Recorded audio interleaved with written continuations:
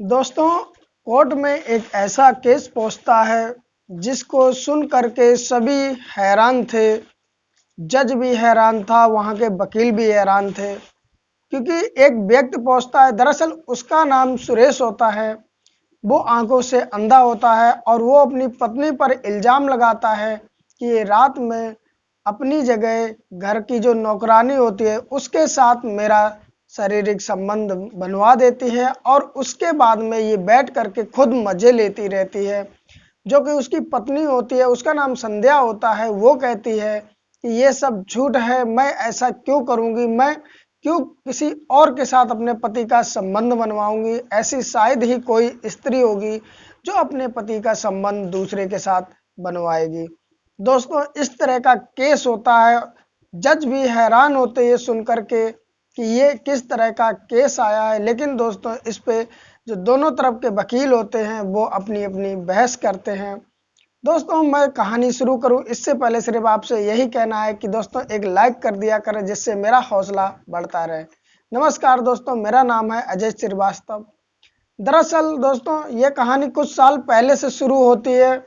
एक लड़का होता है जिसका नाम सुरेश होता है और वो अच्छा पढ़ा लिखा होता है और उसने एक बावर्ची का काम सीख रखा होता है। दोस्तों, बावर्ची के काम में उसको इतना हुनर था कि दोस्तों वो अच्छे से अच्छा खाना बना सकता था। इसलिए उसे एक अच्छे होटल में जॉब मिल जाती है और दोस्तों उसका हाथों का खाने का जो टेस्ट था वो इस तरह ग्राहकों को लग जाता है कि बार बार दोस्तों ग्राहक आते हैं और उसी के खाने का डिमांड करते हैं। अब जो उस होटल का मालिक होता है वो भी सुरेश को बहुत रिस्पेक्ट देता था, क्योंकि उसी की वजह से वो लगभग होटल बहुत ज़्यादा चलने लगता है। दोस्तों, उसमें ग्राहकों को लुभाने के लिए एक संध्या नाम की लड़की भी होती है, जो कि छोटे छोटे कपड़े पहन के उस होटल में लोग आते हैं, उनका एंटरटेनमेंट करती है, उनसे प्यार से बात करती है। यानी कि कहने का मतलब ये है कि सिर्फ ग्राहकों को लुभाने के लिए ही वो लड़की संध्या होती है। दोस्तों, इधर सुरेश अपना काम करता है और ग्राहक बार बार आते हैं, उसी के खाने का डिमांड करते हैं और वो होटल बहुत अच्छा चलने लगता है। दोस्तों, जो संध्या होती है वो छोटे छोटे कपड़े पहन के काम करती है, तो उसकी मजबूरी होती है काम करना, क्योंकि उसके घर पर एक माँ थी, पिताजी थे नहीं, पिताजी खत्म हो जाते हैं पहले ही उसके। एक भाई था, भाई पढ़ता था और वो जहाँ भी जॉब देखने जाती थी तो इतने पैसे में जॉब मिलती नहीं थी जिससे उसका गुजारा हो सके और उसका भाई आगे पढ़ सके। होता ऐसा है दोस्तों, इस होटल में जब वो आती है तो संध्या खूबसूरत थी, इसलिए वो होटल मालिक उसको रख लेता है और अच्छी तनख्वाह देता है और बता देता है कि तुम्हारा काम है सिर्फ ग्राहकों को लुभाना, उनको खुश करना, जिससे ग्राहक बार बार इस होटल में आए। दोस्तों, संध्या करती भी ऐसी है। सुरेश को उस होटल में काम करते करते लगभग 5 साल बीत जाते हैं और धीरे धीरे संध्या और सुरेश जब एक ही होटल में काम करते हैं तो आपस में बातचीत करने लगते हैं। दोस्तों, वो बातचीत धीरे धीरे प्यार में बदल जाती है। अब सुरेश संध्या को बहुत चाहने लगता है और संध्या भी सुरेश को बहुत चाहने लगती है। उनकी होटल में तो मुलाकात होती थी, जब होटल का काम खत्म हो जाता है तो वो बाहर जाते हैं घूमने के लिए, बाहर समय बिताया करते थे, कभी पार्क में बैठ के समय बिताया करते थे। दोस्तों, उनका प्यार गहराने लगा और बहुत आगे निकल जाते हैं प्यार की ऊंचाइयों पर। दोस्तों, समय ऐसे धीरे धीरे गुजरता रहता है, लेकिन एक दिन ऐसा हादसा हो जाता है जिससे सुरेश की आंखें चली जाती है। दोस्तों, आप लोगों ने देखा होगा कि घर में जो माताएं बहनें सब्जी बनाने के बाद फ्राई करती हैं या तड़का लगाती हैं तो एकदम आग सी पकड़ लेती है। इसी तरह के जब सुरेश सब्जी फ्राई कर रहा होता है तो उसकी जो गैस वाली भट्टी होती है वो तेज जल रही होती है और जैसे ही सुरेश फ्राई करने के लिए तेल मसाले वगैरह डालता है, वैसे ही बहुत तेज एकदम आग पकड़ लेता है जो उसका फ्राई दान होता है। आग इतनी तेज होती है कि उसके तेल के छींटे और आग सीधा सुरेश के मुंह पर आ जाते हैं, जिससे वो झुलस जाता है, उसके दाढ़ी के बाल झुलस जाते हैं। दोस्तों, जब और वर्कर जो होते हैं वो देखते हैं कि सुरेश इस तरह जल गया है तो मालिक को खबर करते हैं और वो तुरंत उसको हॉस्पिटल में ले जाते हैं। हॉस्पिटल में ले जाने के बाद में उसका ट्रीटमेंट चलता है उसके बाद में कुछ समय और बीतता है तो सुरेश कहता है डॉक्टर से, डॉक्टर साहब मुझे कुछ दिखाई नहीं दे रहा है। शुरुआत में डॉक्टरों को लगता है कि हो सकता ऐसा हो कि सुरेश के आंखों में तेल के छींटे चले गए इसलिए उसे दिखाई नहीं दे रहा हो, लेकिन कुछ समय बाद सुरेश की आंखें आ जाएंगी। लेकिन दोस्तों ऐसा बिल्कुल भी नहीं होता है, सुरेश को बिल्कुल भी नहीं दिखता और धीरे धीरे समय बीत जाता है, लगभग 1 महीना गुजर जाता है। उसके बाद में डॉक्टर सुरेश की छुट्टी कर देते हैं और कहते हैं घर पे जाके बेड रेस्ट करना। सुरेश जो होता है वो घर पे जाता है, लोग उसको ले जाते हैं और ले जाने के बाद में उसको घर पे बेड पे लिटा देते हैं और कहते हैं अभी तुम्हें आराम की ज़रूरत है। इधर जो संध्या होती है अपने होटल में काम करती है और होटल में काम करने के बाद में सुरेश की भी देखभाल उसके घर जाके किया करती थी। दोस्तों धीरे धीरे अब सुरेश पहले जैसा एकदम फिट हो जाता, ठीक हो जाता, लेकिन उसकी आंखें वापस नहीं आती, नज़र वापस नहीं आती है। दोस्तों जब सुरेश ठीक हो जाता है तो वो होटल पहुंच जाता है और होटल मालिक से मिलता है और कहता है कि सर मुझे अब दिखाई तो देता नहीं है जो मैं आपको उस तरह टेस्टी खाना दे सकूं, लेकिन मैं यहाँ पर और कुछ मेरे लायक जो भी काम हो वो आप दे सकते हो। मैंने इतने दिन यहाँ पर, इतने साल यहाँ पर काम किया है, लेकिन ऊपर वाले की जो राजी होती, मर्जी होती वही होता है और मेरी आज आंखें चली गई हैं। जो होटल मालिक होता है वो भी उसकी कहानी जब सुनता है, उसकी बातें सुनता है तो वो भी इमोशनल हो जाता है और उसको अब एक वेटर की नौकरी दे देता है और एक छड़ी पकड़ा देता है जिससे वो ले जा के लोगों को खाना देता था। दोस्तों अब सुरेश खाना नहीं बनाता था तो उतना टेस्ट खाने में था नहीं, लोग डिमांड करते थे सुरेश के खाने की तो सुरेश स्वयं जाता था और जाने के बाद में समझा देता था कि इस तरह मेरे साथ हादसा हो गया और मेरी आंखें चली गई, इसलिए मैं अब वो तुम्हारे लिए खाना नहीं बना सकता हूँ, लेकिन फिर भी मैं इतना कर सकता हूँ कि मैं आप लोगों को खाना ला के दे सकता हूँ। बस इतना ही मैं कह सकता हूँ। जब सुरेश अपनी इस तरह की कहानी बताता है तो वहाँ के जो लोग आते हैं खाना खाने वो भी भावुक हो जाते हैं और वहाँ का फिर वो खाना खाते हैं और दोस्तों सुरेश को थोड़ी बहुत टिप भी देते हैं और संध्या को भी टिप दे देते हैं। कहानी दोस्तों इसी तरह चलती रहती है। संध्या भी अब परेशान थी क्योंकि सुरेश की आंखें चली जाती हैं। तो एक दिन पार्क में बैठे बात कर रहे होते दोनों लोग, तो सुरेश कहता है तुम अगर मुझसे सच में प्यार करती हो तो एक काम करो, तुम मुझसे शादी कर लो जिससे तुम मेरी देखभाल भी कर सकोगी और हम साथ में रह के काम भी कर सकेंगे। संध्या होती है वो कहती है कि मैं प्यार तो तुमसे करती हूँ और शादी भी करना चाहती हूँ, लेकिन मैं इस तरह शादी नहीं करूँगी क्योंकि मेरे घर परिवार में मेरे मम्मी और भाई के अलावा कोई है नहीं, तो उनकी देख रेख भी मुझे ही करनी होती है, इसलिए मैं अपनी माँ से पहले बात करूँगी, उसके बाद में मैं तुम्हें जवाब दूंगी। संध्या घर पे जाती है और जाने के बाद में अपनी माँ से कहती है कि मम्मी एक लड़का है सुरेश नाम का, मेरे साथ कई सालों से काम करता है और एक इस तरह हादसा हो गया जिससे उसकी आंखें चली गई हैं, अब मैं उससे शादी करना चाहती हूँ, तो आप ही बताइए क्या शादी करना सही है या गलत, जो भी राय हो वो तुम मुझे बता दो। दोस्तों उसकी माँ कहती है कि जो तुम कर रही हो, तुम खुद इतनी समझदार हो, तुम पूरे घर को चला रही हो, जो भी तुम करोगी वो तुम अच्छा ही करोगी, मैं तुम्हें इसमें क्या बताऊं, जो तुम्हारी समझ में आ रहा है वो तुम करो, मेरी तरफ से तुम बिल्कुल आज़ाद हो, जो भी तुम्हें अच्छा लगे वो कर सकती हो, इच्छा हो तो शादी कर लो, अपना भला तुम स्वयं सोच सकती हो। दोस्तों माँ उसकी कह देती है कि इच्छा तुम्हारी है। संध्या आती है सुरेश से कहती ठीक है हम शादी कर लेंगे और दोस्तों कुछ समय बाद सुरेश संध्या शादी के बंधन में बंध जाते हैं, अब शादी कर लेते हैं। दोस्तों अब संध्या सुरेश के साथ में उसके घर पे रहने लगती है, सुबह काम करती थी और सुबह सुरेश और संध्या साथ में होटल में आया करते थे, वहां पर अपना पूरे दिन काम किया करते थे और काम करने के बाद में शाम को फिर घर जाते थे और संध्या फिर घर का सारा काम करती थी।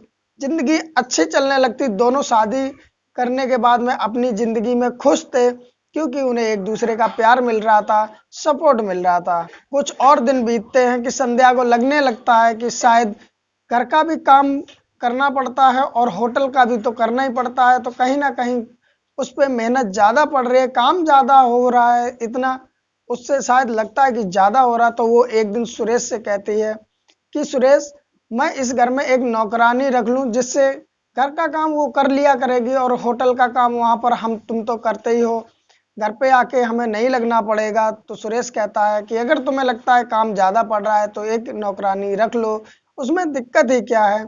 तो संध्या एक अधेड़ उम्र की नौकरानी ले आती अपने घर पे और उसको काम पर रख लेती। नौकरानी की उम्र भी लगभग 30 साल से 35 साल के बीच में रही होगी।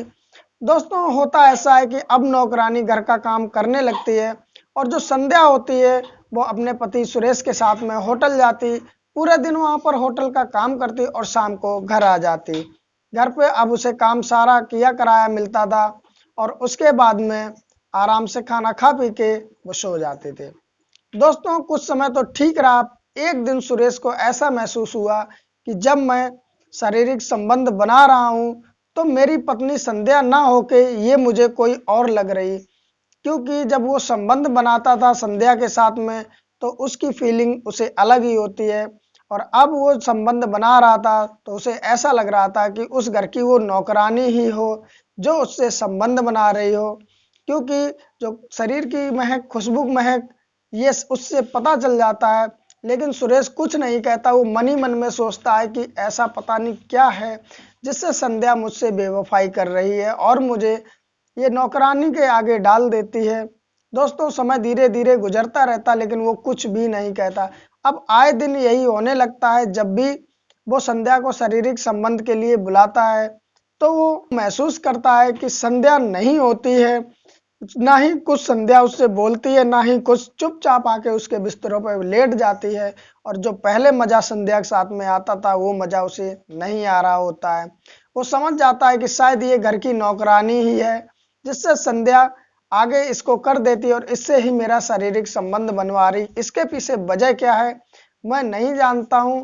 दोस्तों एक दिन वो परेशान होके सीधा थाने में जाता और कंप्लेंट कर देता अपने पत्नी के खिलाफ कि साहब मेरी पत्नी मेरी नौकरानी से मेरा शारीरिक संबंध बनवा देती, मैं देख नहीं सकता हूँ, इसका वो फायदा उठा रही है और खुद बैठ के मजे लेती है। दोस्तों इस तरह जब वो आरोप लगा देता है तो दूसरे दिन ही पुलिस वाले घर पे पहुंच जाते हैं और पहुंचने के बाद में संध्या घर पे ही होती है, छोटा मोटा काम कर रही होती है। पुलिस को जैसे ही देखती है तो संध्या दंग रह जाती। वो मन ही मन में सोचती है कि ऐसा हमने क्या काम कर दिया या मेरे पति ने क्या काम कर दिया जिससे पुलिस आज घर पे आई है। पुलिस वालों के पास जब संध्या जाती है पूछती है बताइए सर क्या काम है, तो संध्या से पुलिस वाले कहते हैं कि तुम्हारे पति ने तुम्हारे खिलाफ कंप्लेंट की है। दोस्तों संध्या को थाने ले जाते हैं और वहां सारी बात उसको बैठ के समझाई जाती है। संध्या से वो कहते हैं कि तुम अपने पति के आगे नौकरानी को क्यों भेज देती हो रात में संबंध बनाने के लिए और खुद क्यों नहीं जाती हो। दोस्तों संध्या बार बार कहती है कि मैं ऐसा नहीं करती हूँ और उसका पति जो होता है सुरेश वो कहता है नहीं तुम नौकरानी मेरे साथ भेज देती हो, मैं महसूस कर सकता हूँ। जब दोस्तों इस तरह की बहस वहां चलती है, वहां कोई फैसला नहीं निकलता है तो वो आगे कोर्ट में भेज दिया जाता है। दोस्तों कोर्ट में भी यही बहस होती है, दोनों वकील यही बहस करते हैं, केस आगे बढ़ता रहता। और एक दिन जब सुरेश और संध्या दोनों कोर्ट में होते हैं तो सुरेश का जो वकील होता है यही इल्जाम लगाता है कि जो संध्या है वो अपने पति के साथ में नौकरानी से संबंध बनवाती है और खुद बैठ के मजे लेती है। जबकि संध्या का जो वकील होता है वो कहता है कि संध्या ऐसा नहीं करती है, संध्या स्वयं संबंध बनाती है, वो किसी नौकरानी को नहीं भेजती है, क्योंकि ये सब संध्या और सुरेश ने ही बताए वकील को होते हैं और वकील इसी बातों बहस करता है। नतीजा ये निकलता है कि जज साहब कहते हैं उस नौकरानी को बुलाया जाए। दोस्तों नौकरानी आती है, उससे सवाल जवाब चालू हो जाते हैं। दोस्तों नौकरानी नीचे आंखें करके कहती है कि हाँ ये बात सही है, संध्या मैम जो है मुझे पैसे देती हैं और कहती हैं सुरेश के साथ में संबंध बनाओ, तो मैं सुरेश के साथ में संबंध बनाती थी, ये बात सच है। जब वो मान जाती है तो दोस्तों मामला एकदम साफ हो जाता है। जो फैसला होता है वो सुरेश के पक्ष में चला जाता है। लेकिन दोस्तों जो संध्या का वकील होता है उसे लग रहा होता है कि नौकरानी शायद कहीं ना कहीं झूठ बोल रही है। होता है ऐसा एक दोस्तों फैसला बिल्कुल पलट जाता है। दोस्तों संध्या का वकील नौकरानी से और सवाल जवाब जब करता है तो नौकरानी कहीं ना कहीं उलझती हुई नजर आती है। तो वकील पुलिस वालों से कहता है कि इसको ले जाओ और 2-4 थपेड़े लगाओ और इससे सच्चाई कबूलवाओ, जिससे पता चल सके कि ये सच बोल रही है झूठ। दोस्तों होता भी ऐसा है, उसको रिमांड में ले लिया जाता है और जो महिला पुलिस होती है उससे पूछताछ करती है और 2-4 उसको लगा देती है, तो वो सारी सच्चाई कबूल देती है। सच्चाई जब कबूल देती तो उसके बाद में पुलिस वाले दोबारा फिर उसको कोर्ट में पेश करते हैं। जज के सामने जब बयान लिए जाते हैं तो नौकरानी कहती है कि साहब मुझसे गलती हो गई है, मैंने जो उस दिन कहा था वो झूठ था, सच तो ये है कि मेरा पति एक बेवड़ा है। वो दारू इतनी पी लेता है कि उसे पीने के बाद में उसे होश ही नहीं रहता है कि वो पड़ा कहाँ है, और मेरी प्यासी जवानी मचलती रहती है। मेरा शरीर जो मांगता है वो बिल्कुल नहीं कुछ कर पाता है। और मैंने कुछ महीने पहले इनके यहाँ जब नौकरी की तो मैंने देखा कि सुरेश अंधा है, तो मुझे लगा कि शायद मैं इसके जो आंखें नहीं है इसी का फायदा उठा लूं और मैं अपनी प्यास बुझा लूं।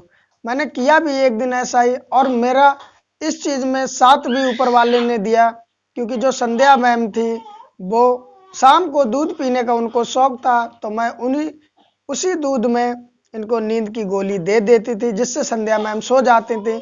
और जब सुरेश बुलाते थे संध्या को तो संध्या की जगह मैं पहुंच जाते थे। जब मैंने पहली बार सुरेश से संबंध बनाए तो मेरी सारी ख्वाहिशें पूरी हो गई। मुझे इतना ज़्यादा मज़ा आया कि शायद मेरे मन में जितनी ख्वाहिशें थी वो सारी पूरी हो गई, और मैंने मन ही मन में सोच लिया कि मैं सुरेश से बढ़कर मुझे कोई मिल नहीं सकता, और सुरेश की आंखें भी नहीं, इसलिए मैंने उसका फ़ायदा उठाया। और अब मैं रोज़ संध्या मैम के दूध में नींद की गोली डाल दिया करती थी और संध्या मैम अपने कमरे में सो जाया करती थी। उसके बाद सुरेश जब भी बुलाता था तो मैं पहुंच जाती थी, और मैं कुछ बोलती नहीं, चुपचाप लेटी रहती थी और मज़े लेती रहती थी, और मैं अपनी मुराद पूरी कर लेती थी। जब इस तरह वो नौकरानी बताती है तो उसके बाद में सब हैरान हो जाते हैं।